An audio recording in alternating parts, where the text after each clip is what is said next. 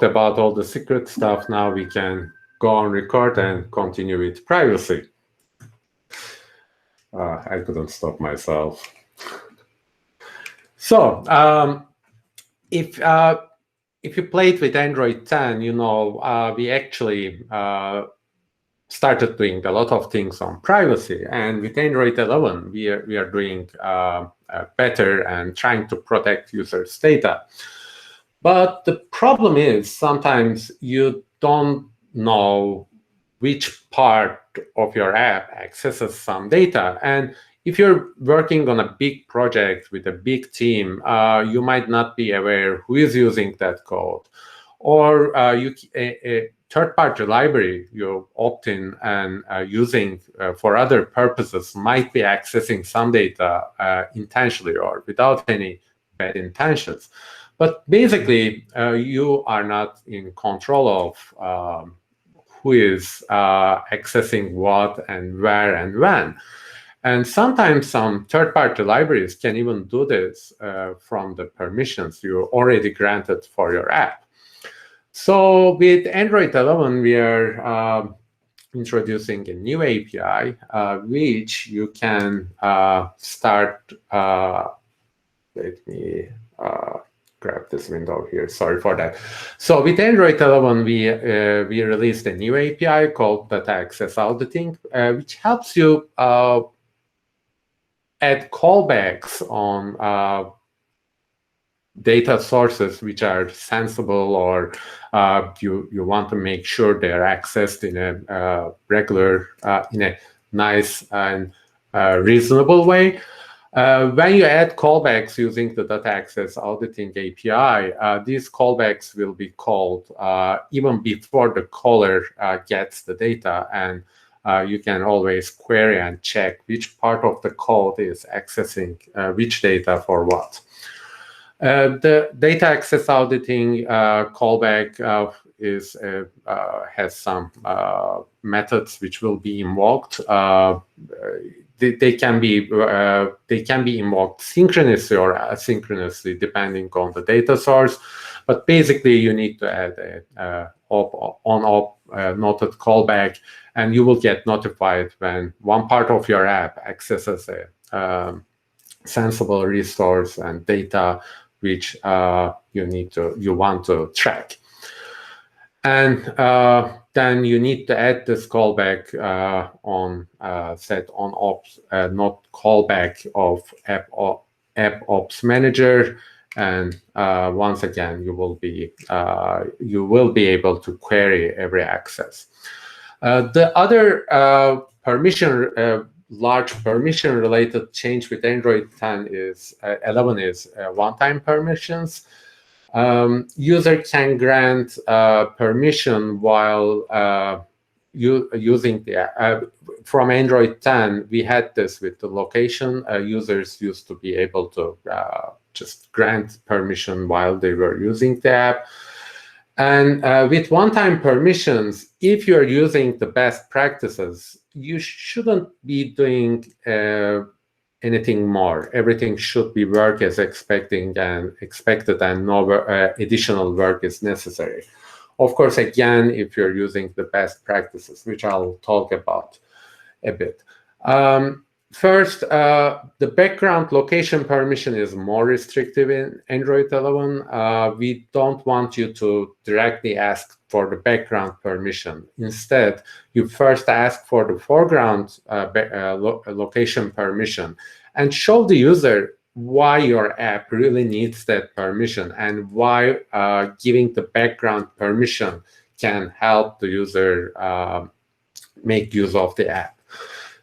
So when you ask for the background permission, now you cannot ask this inside the app. The user will be automatically taken to the settings screen where they can allow the app or not. Foreground Services is something introduced in Android 10 for location. With Android 11, there are new services such as camera, microphone, and to request this foreground service types, you need to add a service tag into your Android manifest. As you can see here, you can ask for camera, microphone, or you can combine both and ask them in one shot. Package Visibility API is also going through some changes. If you ever played with this API, previously this API, when you call this method, it used to give you the full list of all the apps installed on the device. Which makes sense on some cases. For example, if you have if you're writing a launcher app and you need to know every app, and because you need to trigger them, then that might make sense. But for most apps, this doesn't make sense to ask for all installed apps in the system. So this API has changed, and if you're targeting Android R, now there's a different way to query other apps as well as interact with them. For most scenarios, you probably don't need to make any changes. Let's take a look at some examples. First, if you target Android 11, this API will return the package info for your own app, as you would expect. So if you're looking for checking your app, this will give you the info. If you're looking for the system packages, this will still return the certain system packages as well as your app. So again, if your scenario falls into that, you will not be affected. If you send an implicit intent for another app to take an action, such as capturing an image, in this case, if there is more than one eligible app, the system will show a dialog box for the user to choose which app wants to take over. If another app calls your app's content provider and looks for some results, again, without making any change, your app can query and interact with these apps. However, besides these scenarios, if your app tries this, you will get a name not found exception, because simply you don't have rights to see if that another app is installed or not. You will get this exception regardless of whether this app is installed or not. So it doesn't matter if the user has already installed this app, you will get an exception. If you need to explicitly interact with this another app, such as invoking an activity or binding to a service, you need to declare the new queries element in the manifest and list the packages you want to interact with. The declaration, with this declaration, you can query and interact with the app you want to talk to. With this, the app can now query com example store and bind its service to com example service. And as you can see from this sample, you can list multiple packages element inside query stack. If you need to interact with intents, you can do this with an intent filter signature. This app can now query for all apps that handle an action sent intent for JPEG images. Also, if this app calls get installed packages, all apps which handle action sent for image will show up in the results. So if your app does that and at the back, in some activity, you're querying for all the apps which can handle images. Again, there is no changes, and you should be able to use this. If your use case needs to interact with all apps, first, this shouldn't be necessary for most apps. But if you need to do this, such as if you're writing a launcher or another app which definitely needs to see all the applications installed on the device, then you can ask for a query all packages permission. But before doing that, I highly encourage you to go check Google Play guidelines on this permission and let us know if your use case is not included, so your app will not have any issues to be published. Now let's talk about scoped storage. Before the scoped storage, which is introduced in Android 10, there were two types of external storage: the app storage and the shared storage. Any app with the storage permission had access to all shared storage. Android 10's scoped storage changed this by separating the media files and the other documents. Now apps can only have access to media files rather than having access to all files in the shared storage. And if the app needs to access to other documents, it needs to ask the user to grant access for that specific document. In Android 10, you need the user consent to edit, delete media which is not contributed by your app. So if you have a photo library app such as Google Photos, and you want to delete several images which is not contributed by your app, but by a camera app, you need to ask the user's permission several times. With the new API, this has changed. Now the user content flow for editing and deleting media is much improved. Instead of popping one dialog per request, now you can batch multiple edit and delete requests into one dialog, and the user can only choose one to accept or deny. We are really excited about this, since this was a very popular request from developers in Android 10, and we are expecting this to significantly improve the UX in Android apps. To use the API, first set the content URIs and create an intent, then call the start intent sender for a result. And if the user grants access, you will get the result. Let's take a look at some file access restrictions. So with Action Open Document 3, apps can no longer access files in some folders. These folders are root of internal storage and downloads directory, as well as the Android data and Android OBB directories. You can also no longer use the Action Open Document intent to request accessing individual files from these directories, Android data and Android OBB, also including all subdirectories.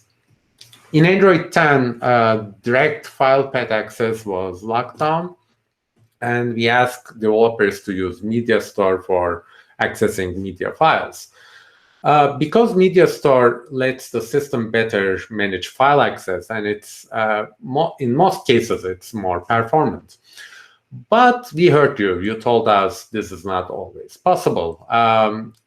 For example, if your app is using a third-party library like FFmpeg, this case doesn't work.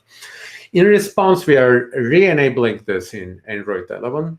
So direct file path access for media provides a native file-like interface to Media Store.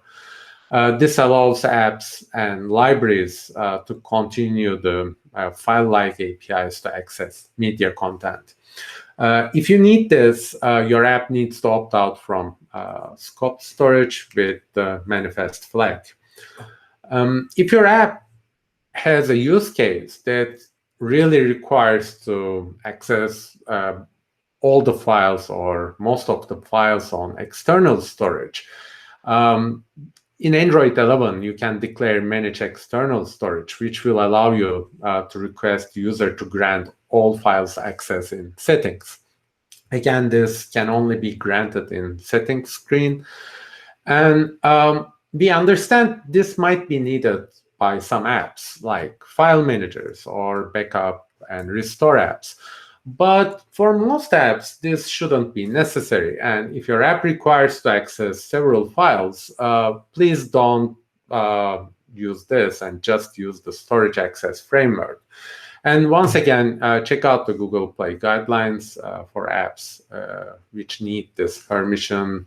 And if you have any feedback, please talk to us. We'd love to hear your use case, and if our solutions are not covering your use case. Okay, enough about the APIs and other code stuff, but let's take a look at the developer goodies. Android 11 also adds several features that make your life easier as a developer. The first is Wi-Fi debugging, because there is never enough USB ports. And even worse, you can forget the cables, and now we have many different USB connections. So, I mean, we shouldn't just need to plug in to be able to debug. Wireless debugging is not, you still need to enable it through ADB, and you need to toggle the switch, but you cannot just use the UI to enable wireless debugging. You need to use the ADB too. The other changes, some other changes, nullability annotations. In Android 11, we recently upgraded the nullability annotations, nullable and non-nullable. Now, if your app uses recently nullable and recently non-null, this will generate warnings, where if you're using nullable and non-null, this will generate errors. So this will be compile time errors, and you will get errors before you publish your app. However, if you're not sure about moving to nullable and non-null yet, and you want to test your app, you can just use the recently nullable and recently null annotations to test your app before you move to nullable annotations. There are some improvements on the crash reason reporting. This is an API to query why your app is crashed. The reports are uploaded to servers automatically, and you can get the ANR. So how you use this from the activity manager, you get the historical process exit reasons, and you can iterate through the list and check the reasons to see if you had low memory or some other reason which resulted in the crash. Some tools for native developers. GWP-ASAN is actually an improvement over HWA-SAN, which we released on Android 10. I'm not a very native developer guy, but this basically helps you debug memory issues in native code. And with GWP-ASAN, you can actually do this in real-world users. So if a user has memory-related issues and you enable GWP-ASAN, again, the logs will be automatically uploaded to server, and you can check it through the Play dashboard. The super nice thing about this library is it has a very low overhead, so you can easily add this to your app and enable it in real users. To enable GWP-ASAN, you need to add GWA-SAN mode to always in the application. And with this, the reports will be uploaded to the server where you can query for the results. Another improvement is ADB Incremental. This provides much faster installs via command line, specifically if you have a large APK such as games. You can achieve results up to 10 times faster. And to enable that, you just need to do ADB install -- incremental. Let's see some behavior changes. We talked about a lot of behavior changes. Most of those changes are limited to R, and well, you need to test the differences between Android 10 and 11 behavior changes.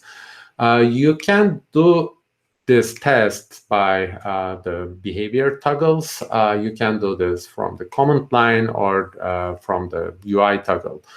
Once you enable, you can check, you can enable or disable different features and test your app with Android 10 and 11 behavior without changing your phone. And if you want to enable it from the ADB shell, here are the commands to enable the settings.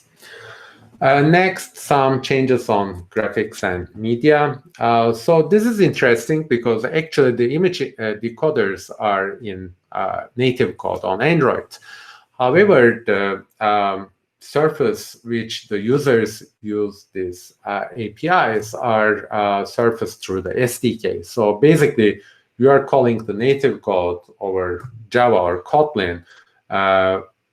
And even if you're using native code, you need to first call the SDK to communicate with the other native code. This has changed now. All decoders for native code is available, and you can use decoders for JPEG, GIF, PNG, and others. So with this, you don't need to do GNI calls from native code to Java, and which will also be calling some other native code. So you can just bypass and call the native code directly. And with this, you don't need to use any other third-party decoder libraries, which will add up APK size. This is a small code sample. You can create a decoder from the asset and then use the image decoder to load and buffer the images. Another improvement is HEIF files. HEIF files are pretty much like animated GIFs, but they're smaller in size and have better performance.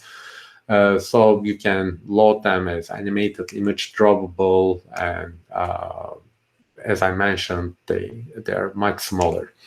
To load a HEIF file, you load the file, create an image decoder, and once you have the drawable, you can call start on the drawable, and the animation will start. If you're using OpenSLES, which is the sound libraries for native code, this is deprecated, and we released a new library called Oboe. There is a very good code lab and samples and documentation on this. Check out the GitHub, Google Oboe code, and you can use this for high performance audio, and it works back to API level 16. Which is probably the oldest you would need. Another API is for controlling the refresh rate. So this is interesting because actually the refresh rate since from the beginning of Android has always been 60 frames, except for few devices. But recently, we are seeing devices with 90 or 120 frames per second. This is particularly useful for apps which have its own rendering loops, such as games. And with this, now you can, if an app cannot draw its UI in the given time frame, instead of backfalling to a very bad frame per second, you can actually set a backoff rate which is better. For example, if you're running with, if the device is running with 120 frames per second, and your app cannot catch with that, instead of dropping to 60, you can set 90 frames per second, and instead of dropping to 60, you can still get a better user experience. And to use the API, you call the set frame rate over the surface object. Another interesting API is the NDK Thermal API, which makes it easier for you, for your native apps, to check the device's thermal status. You might think this is not important for your app, but actually it is. If another app is causing the phone to warm up, you don't want to add additional work, and you want to back off until the device gets back to normal. Else the device might shut down, and you will end up, because the user might be seeing your app and they might be just not happy with the result. And if you're building apps like games or other apps which really make uses the phone's resources and result in the phone heat up, you can now check the thermal status of the device with this API. So let's see some code.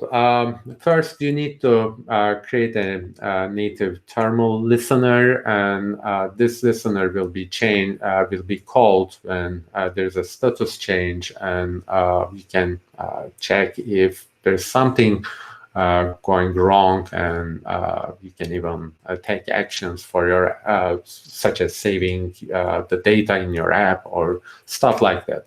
And the best thing is, once again, you can stop your app using more resources and resulting in more heat. And we have some other features. One of them is 5G. We have APIs to optimize the user's 5G experience. You can check the metered network state to decide if you want to make use of the full bandwidth or not.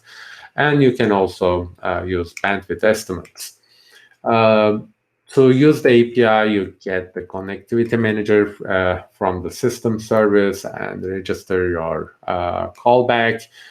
And you can check the network capabilities over the callback. There are some changes on the biometric API. Developers can interact with different types of authenticators because Android devices support different authenticators such as fingerprint, facial, iris, 3D face, and different technologies, different authentication systems have different levels of security. For example, 3D face unlock is stronger than 2D. Now your app can specify the intended level of security which the app needs, and depending on that, you can decide if the authentication is strong enough or not. Exact details of these requirements are defined in the Android compatibility definition document for the device manufacturers. But if the device doesn't support the level of strength required by your app, you can take action to request the user to set it up or go with an alternative authentication method, such as if you're not happy with 2D face unlock, you can ask the user to enter their password. This code snippet demonstrates the Android Framework API in the SDK. Please also expect Android X biometric library to be released and updated, which will be backwards compatible. To start with, you get a reference to Biometric Manager and define the desired biometric authentication strength. If your app handles financial data, or it's a good idea to set it to strong, or some other use cases which you really need strong authentication. Other supported values include weak and device credential, which means non-biometric, means like passcode or password. You can check if the device is able to authenticate based on the level you asked for, and if the user hasn't set up the necessary biometric security, you can use this intent action to take the user right to the setup screen to set the authentication level. then you may move on to actually authenticating the user. Finally, autofill. Autofill content is now in keyboards. It's not just a drop-down. And keyboard apps or password apps can make use of this integration. Users can grant if for only for this session. Again, no work is necessary if you follow best practices and could already react to user disabling because the user could already disable the permissions. But if let me take from here. But if there is something which the autofill can contribute to, it will automatically be shown on top of the keyboard. And here, this is all safe. We don't pass the data as text or anything. The keyboard shows this, and there won't be any plain data which will be passing around. This can also work for payments and addresses and so on. Let's see how the code works. So autofill, you create an inline suggestion request for an autofill, and as a response, you will get an inline suggestion response where you can go through and suggest responses. For password apps, can use the own fill request, and with this, they can get a response to use in the password manager. And some non-platform updates. First, Jetpack. Jetpack is not really tied to Android 11. It's a set of libraries which is over 70, and we have a release cycle of 2 weeks. But with Android 11 release, we have some new recent changes. One of them is Hilt, which is a dependency injection, fairly simpler than Dagger, but built on Dagger, so I can leverage full Dagger strengths of Dagger. Another new library is Paging 3.0, which is written all in Kotlin and makes use of coroutines. There are improvements and new stuff with the CameraX beta and lots of more. If you're interested in Jetpack Compose, which is the new UI toolkit for Android, this is reactive and Kotlin based. It's still in pre-alpha, and the open is happening in open. New updates on Android Studio. Android Studio 4.0 is now stable. Android 4.0 comes with Motion Editor and Layout Inspector. Layout Inspector, we will have we will have a tools week. I think it's 2 weeks from now, where you will see more details on these tools. But Motion Editor helps you use the motion layout in a very easy way. And similarly, Layout Inspector can help you greatly to debug your UI issues. It can show your UI in 2 or 3D perspective, where you can see how the views are laid out and pinpoint issues. 4.1 is in beta. With 4.1, we have Database Inspector. And once again, this is a very, very useful tool. If you ever need to check or change something in a mobile database, it's not super easy to do so. With the Database Inspector, basically you can see your database just like a spreadsheet, and you can do your edits. And if your app is using live data and or Flow, of course, by using Room, the changes will be reflected automatically. So you don't need to restart the app or navigate to or from the activity or fragment, and everything just works. 4.2 is in Canary, and with 4.2 you can use the wireless debugging feature in Android 11, which reminds me, I forgot to mention, you need to install the Android Studio 4.2 to enable wireless debugging. And if you're interested in Jetpack Compose, again, you need the 4.2 Canary version. The Google Play console is completely redesigned. We hope it's more clear and easier to use for developers.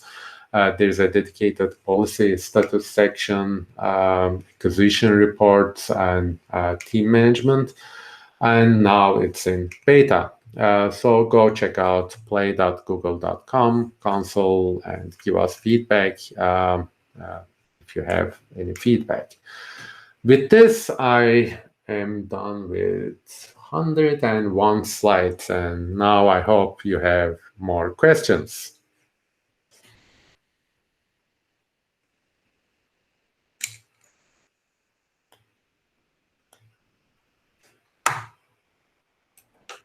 Hey, Murat. Hey. Thank you for the presentation. It was wonderful to know more about the Android 11. I have a question for you regarding the data audits. You said that we can receive a callback showing that some permission was required, and we can log it and make out an audit of it. And I want to know if we can deny this permission on the run, like if some third-party library is requiring some permission that I don't want them to use, if I can deny it. So this API is basically auditing, and it doesn't really involve in permissions. What you do with this API is you register the callbacks, and if one part of the app calls that resource, like the microphone, and you can use tag attributes to tag different parts of your apps, such as if you're using a third-party SDK, you can create a special tag for that SDK, and every call which is performed from that SDK, you will get notified. Then you can take the actions to limit or allow that usage as a developer. But this API alone is not controlling the access. It's basically just giving you a way to query and understand which part is accessing which. Introducing another level of permission would be pretty confusing, because if you ask for a permission in your app and the user is granted that, now it's your app's responsibility to honor and use that permission. If you misuse it, it doesn't matter if it's a third-party library you're using or it's part of your app. But I agree, it's not very easy to follow who is doing what. That's why this API gives you control of seeing which part of the app is requesting which resource. Oh, great. I understand it better. And great, thank you. Thank you. And give it a try. And if you have any feedback, I'll love to listen. This might include adding additional level of, I don't know, permission granting or denying system. But give it a try and let us know what you think. Okay, great, sure. Any other burning questions?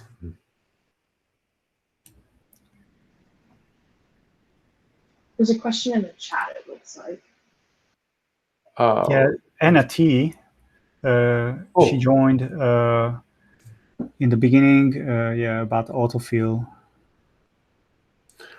I need to check this. I haven't worked on autofill a lot, so I don't really remember the backward compatibility, but let me check that, and you can send the question over Twitter, and I can publicly reply that. Let me type my handle. I have a terrible memory, so if I ask you something, please do, else I'll forget about it. So I'll take a note on this, and I can send a tweet. But if you send me a tweet, then I know who to answer, and you don't need to follow all my Twitter stream. Thanks, but do you mind to also share your email, because I don't have Twitter? Sure. If you add Google to my Twitter handle, it's my email. Okay, thanks. I have another question, if Sure. you don't mind. Is you mentioned about the scope storage earlier, so do you mind to elaborate a little bit more how that improves the privacy, and how is it different from the earlier versions of Android in terms of how the database, the different kind of data is being stored, the file, and also other type of data within the app? Actually, we have another talk based on scope storage, but let me, how can I find that slide really fast? So let me go back a bit. Yeah. So with scope storage, so let me rewind a bit. And in Android 10, we did some changes.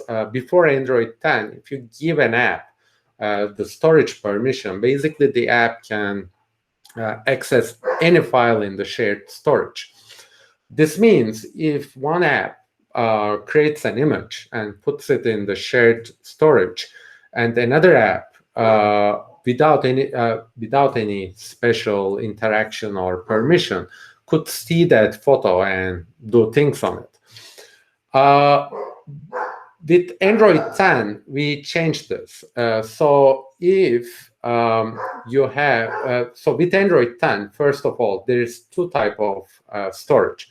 One is the media files, which is photo, video, and music audio.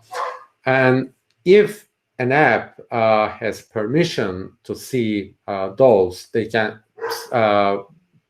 see those files. The other files, documents and other files, can only be accessed by the system picker.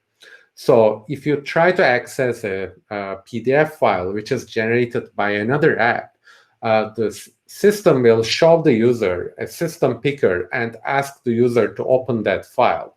So basically, you cannot access the user file which is downloaded or created by another app, which is not a media file. Most of the changes introduced with Android 11 are either stuff which improves the UX, such as the bulk edit access changes, and the others are basically opting out from the scope storage, because we heard not all the apps managed to move to scope storage without any issues. So with Android 11, we temporarily let developers to opt out of scope storage and work with the legacy way. However, with the upcoming releases, we will definitely change, and we are looking forward to use you. We are looking forward to you to use the new file storage APIs. And with all aside, if you have an app which really needs to access all the files, which can be a file manager or an app which really needs the files to back-up or restore, then we have a special access which basically targets those apps. But once again, when you build such an app, we need to take a look at the use case, because we don't want all the apps to opt out and basically try to access all the files at once. if you have such a use case, check out the Google Play guidelines. If not, check out the scope storage docs and try to use the media storage as much. Yes, thanks. I'm just mainly concerned from the perspective, I'm not trying to write an app that access all these other files, but I want to see how, with an app with our own data, we can avoid some other app from access our data, right? So how can I protect my own data within my own app? That's the perspective. So if we are looking at the Android 11 perspective, we are really moving towards a way to help you protect the data by not allowing other apps to access other apps' files. If you're asking this in a perspective of generally how to protect your app's data, that's a whole different topic which we can discuss some other time. I mean, it will be a whole new topic. Okay, I'll email you maybe Sure. for reference. I mean, in general, use encryption. Don't rely on local file system or holding stuff in the APK. But yeah, again, this is a very long. We need to take a look at the use case and discuss it in length. Okay, thank you. Sure. I don't know, Murat. I'm not an Android developer for so long, but it looked like to me, or sounded like to me, that before Android 10 and earlier, it was almost like the Wild West, that everybody could access every file or tinker, and now it's much more controlled, right?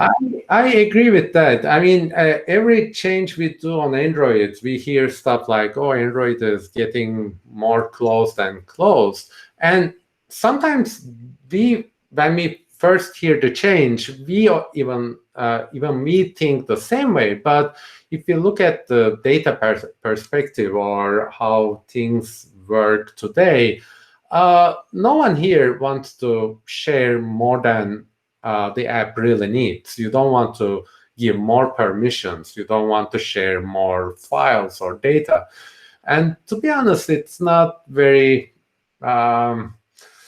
I don't feel very good to know if an app can access all my downloads folder, because I could have downloaded some text documents or some, I don't know, private stuff. And usually if an app forces me to give me permission for all the files, even before Android 10 changes, I was like, why the app really needs this? And this is also same for app developers. So if you need to ask for a permission, first show the user why you need that permission. Because if the user denies you, they won't be asked again. And you definitely want to encourage your users to give the right permissions instead of getting denied in the first place. Gotcha. Basically, from a developer perspective, this puts a little more work on the developer hand, but you will educate your users better. Like you will actually have to tell the user why you do this or that. They're gonna understand better why you need it. Mm-hmm. And then they can make a more informed decision and maybe even say that, no, I don't want you to do that.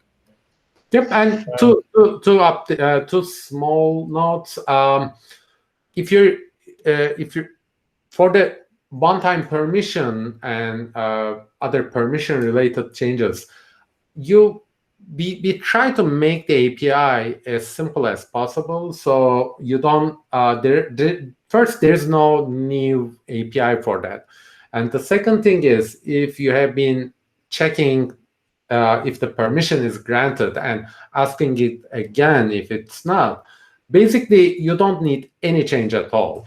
For the scope storage, well, yes, you need to do some changes. But again, if you have been following the changes since Android 10, we are hoping to still give you an easier way to deal with this.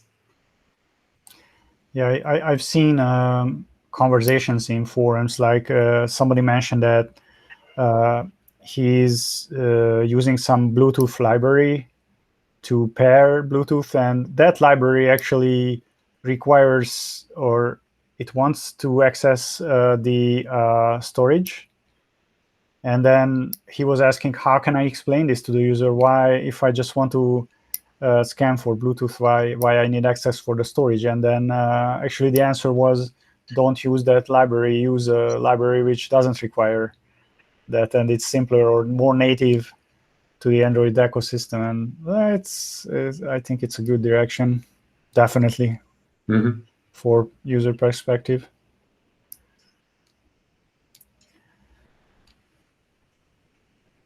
Also, there are such things. I've heard about this two-strike. I don't know if you mentioned that there are some permissions where the system asks you, you deny it, then asks you again, and if you deny it twice, it's never going to ask you again. It just books it as, okay, you don't want that, and that app will never will fail without even asking you. The permission request will fail in the app. Yep, there's a rate limit, so the user currently only been asked for 2 times, and if they deny you 2 times, you won't be asking for the permission again in practice.